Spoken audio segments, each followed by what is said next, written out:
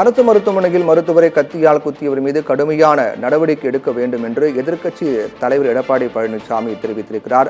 அரசு மருத்துவமனையில் அரசு மருத்துவருக்கு கூட பாதுகாப்பு இல்லை என்று எடப்பாடி பழனிசாமி தெரிவித்திருக்கிறார்.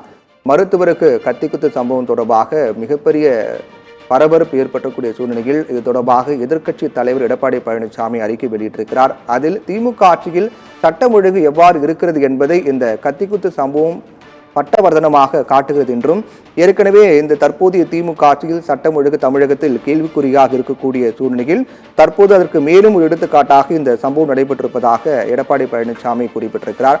குறிப்பாக அரசு மருத்துவமனையில் ஒரு மருத்துவருக்கு கூட பாதுகாப்பு இல்லாத ஒரு நிலை ஏற்பட்டிருப்பது என்பது என்றென்றும் ஏற்புடையதாக இல்லை என்றும், இதற்கு உரிய நடவடிக்கை எடுக்க வேண்டும் என்று எடப்பாடி பழனிசாமி கண்டன அறிக்கை வெளியிட்டிருக்கிறார்.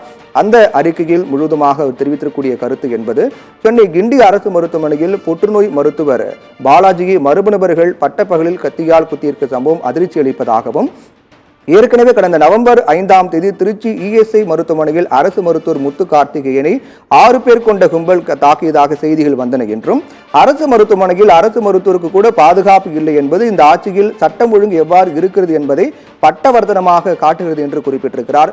மேலும் கொடுங்குற்றங்களை கூட எந்த இடத்திலும் துளியும் அச்சமின்றி குற்றவாளிகள் செய்யலாம் என்ற அளவிற்கு சட்டம் ஒழுங்கை சீர்குலைந்து இருக்கக்கூடிய தமிழக தற்போதைய முதலமைச்சர் மு.க.ஸ்டாலினுடைய திமுக அரசுக்கு எனது கடும் கண்டனம் என்று குறிப்பிட்டிருக்கிறார்.